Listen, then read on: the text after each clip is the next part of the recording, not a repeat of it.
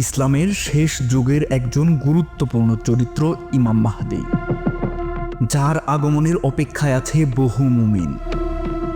কিন্তু প্রশ্ন হলো, কে এই মাহদী, কবে আসবেন তিনি?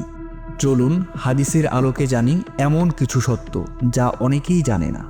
ইমাম মাহদী, তার নাম হবে মুহাম্মদ ইবনে আবদুল্লাহ, যেমন আমাদের প্রিয় নবী সাল্লাল্লাহু আলাইহি ওয়াসাল্লামের নাম। তিনি হবেন নবীজির বংশধর, ফাতেমা রাদিয়াল্লাহু তাআলা আনহায়ের দিক থেকে। চেহারায় হবে উজ্জ্বলতা, কপালে থাকবে চিহ্ন। হাদিসে এসেছে, তার নাম আমার নামের মতো হবে, আর তার পিতার নাম আমার পিতার নামের মতো হবে। সুনানে আবু দাউদ 4282। ইমাম মাহদীর আগমন হবে এক সময় যখন দুনিয়া থাকবে ফিতনায় ভরা, যখন জুলুম, দরিদ্র ও অন্যায় ছড়িয়ে পড়বে চারদিকে।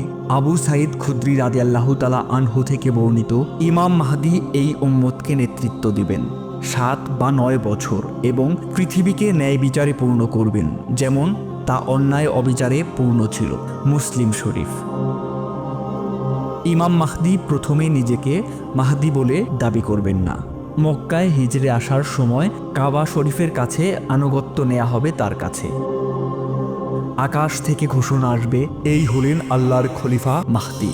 তাকে চিনে নেয়ার আলামত হবে মুখে সুসজ্জিত দাড়ি, কপালে উজ্জ্বল চিহ্ন, মধ্যপ্রাচ্যের ফিতনা ও যুদ্ধের সময় আগমন। ইমাম মাহদী আল্লাহর পক্ষ থেকে দাওয়াত দিবেন, ইসলামকে পুনরুজ্জীবিত করবেন। তার যুগে হবে দাজ্জালের আবির্ভাব, ঈসা আলাইহিস সালামের আগমন, এক মহাযুদ্ধ মালহামা।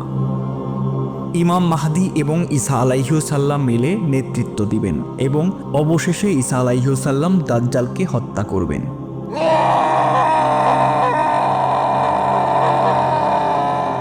ইমাম মাহদী আসবেন ঠিকই। প্রশ্ন হলো, আমরা কি প্রস্তুত? আমাদের উচিত কিয়ামতের আলামতগুলো জানা, দোয়া করা এবং নিজেদের ঈমান ও আমল দৃঢ় করা। ভিডিওটি ভালো লাগলে শেয়ার করুন, জানিয়ে দিন আরও মানুষকে ইমাম মাহদী সম্পর্কে যা অনেকে জানে না।